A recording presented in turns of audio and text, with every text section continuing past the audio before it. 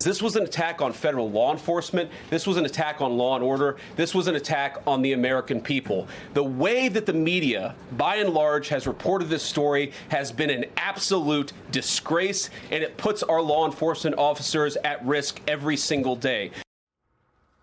Media analyst and Vice President J.D. Vance blaming the victim and the media following Wednesday's deadly shooting by an ICE agent in Minneapolis. We're going to bring you a live report on the latest there as the FBI has now taken over the investigation, completely freezing out state law enforcement.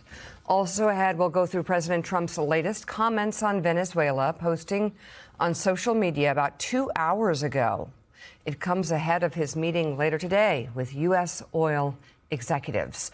Plus, we will break down yesterday's House vote on health care subsidies, with several Republicans joining Democrats on a bill that now faces an uncertain future in the Senate. A lot going on this Friday morning. Good morning and welcome to Morning Joe. It is Friday, January 9th.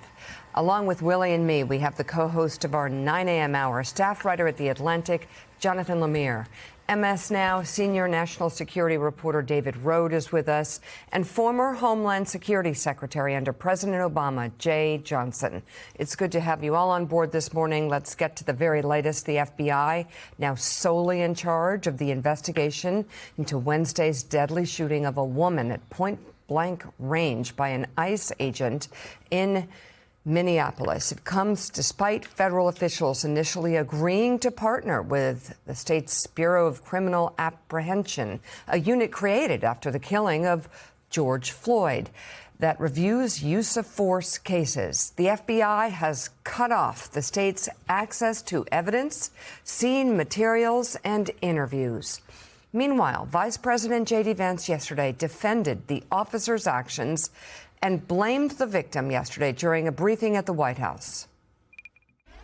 What that headline leaves out is the fact that that very ICE officer nearly had his life ended, dragged by a car 6 months ago, 33 stitches in his leg. So you think maybe he's a little bit sensitive about somebody ramming him with an automobile? What that headline leaves out is that that woman was there to interfere with a legitimate law enforcement operation in the United States of America. What that headline leaves out is that that woman is part of a broader left-wing network to attack, to dox, to assault, and to make it impossible for our ICE officers to do their job. She was trying to ram this guy with her car. He shot back. He defended himself. He's already been seriously wounded in law enforcement operations before, and everybody who's been repeating the lie that this is some innocent woman who was out for a drive in Minneapolis when a law enforcement officer shot at her, you should be ashamed of yourselves. The Department of Justice is going to investigate this. The Department of Homeland Security is already investigating this. But the simple fact is, what you see is what you get in this case. You have a woman who is trying to obstruct a legitimate law enforcement operation. Nobody debates that. You have a woman who aimed her car at a law enforcement officer and pressed on the accelerator. Nobody debates that. I can believe that her death is a tragedy, while also recognizing that it's a tragedy of her own making and a tragedy of the far left, who has marshaled an entire movement, a lunatic fringe, against our law enforcement officers. Yeah, a couple of things here. The vice president using his position and the podium to say things he just doesn't know anything about at all. And also to malign the victim, this woman who is dead, this mother. And then raising more questions, actually, about ICE. So if this guy is so sensitive and the victim of a trauma, what's he doing out in the field? It's just a question. Yeah, I don't understand what's going on here. He's been through an incredible trauma. He's injured in that trauma. He's out in the field. And that's the explanation. He's trigger happy because he's traumatized. Great. The Hennepin County District Attorney's Office says it's exploring all options to ensure a state investigation can continue. The office also said that it believes it has the jurisdiction to bring charges against the ICE agent. I think there's a lot of different legal avenues here to be explored. But let's pull back. It's really tough to hear administration officials saying what they're saying at this time, and in part it's to create a reaction, I guess, but also to sway public opinion about ICE. But I want to focus on what happened in this altercation that left a woman dead. As a former head of Department of Homeland Security, Jay Johnson, what do you think happened here? Well, first of all, it's important to remember that the victim, her name is Renee Good, mother of 3, who's dead today. I've looked at this video now maybe a dozen times, including at least 6 on this show yesterday. You don't have to be a law enforcement expert. You don't have to be a former Secretary of Homeland Security to know what happened, to see what happened. Let's assume that Renee Good was there in an effort to somehow obstruct the enforcement of immigration laws. She was approached by several ICE officers, agents, armed in a very menacing, aggressive fashion. Looks like she panicked and tried to veer off to the right, flee the situation, and she was shot lethally 3 times in the course of trying to flee. We know that the trajectory of her car was off to the right because after she was shot, it continued and plowed into that vehicle on the other side of the road there. And there is no law enforcement training that I know of that says that when you have someone who is trying to flee a criminal situation, lethal force is authorized to kill this person.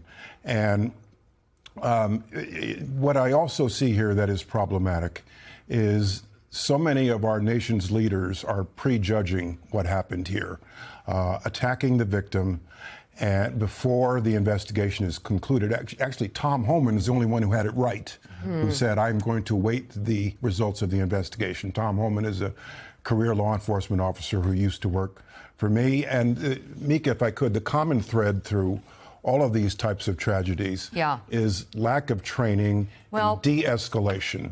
De-escalation. So that's, I think there's a lot of legitimate questions that you can raise, and you can raise questions. I think making these unbelievable and cruel conclusions coming from the White House is one part of the story. What's happening and what's happening with the rule of law. If anyone's surprised that the president is blaming the victim and the vice president is blaming the victim, just remember January 6th. They pardoned criminals who desecrated on the Capitol and threatened the lives of our government, our lawmakers, our members of Congress. So here we are. And this was a situation that was weeks, months, an inevitability. Governors and mayors from especially Democratic-led states were concerned about this, but this was a situation that was intentionally created, one could argue. Back down to the granular, Jonathan Lemire, the questions that we can ask at this moment is it protocol to shoot at a moving vehicle at close range? Is it protocol to take the steps to move quickly toward a car and try and enter it?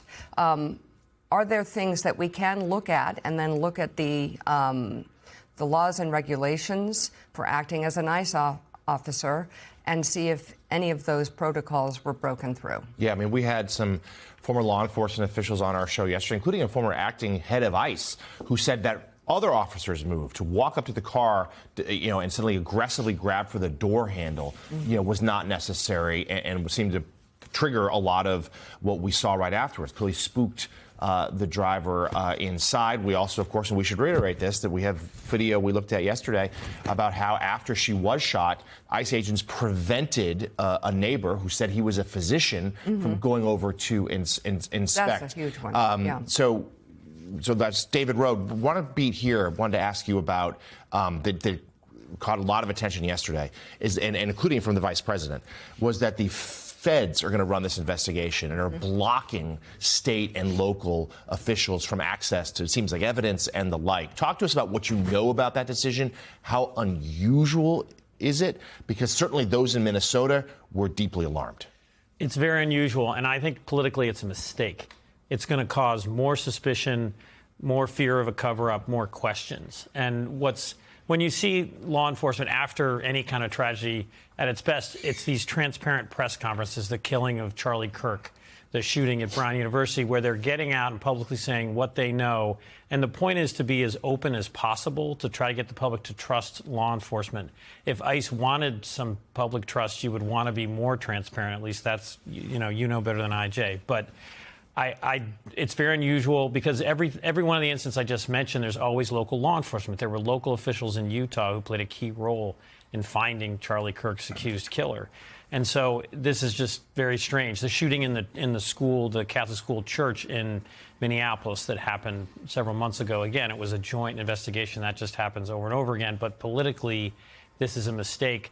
I hate in this tragic moment to mention also the Epstein files. Right. But this administration, this Justice Department, this FBI should know, trust me, from them hasn't worked very well politically. Absolutely not. And again, I take it from pardoning the January 6th rioters to everything leading up to this moment. Trust is at a minimum, Willie.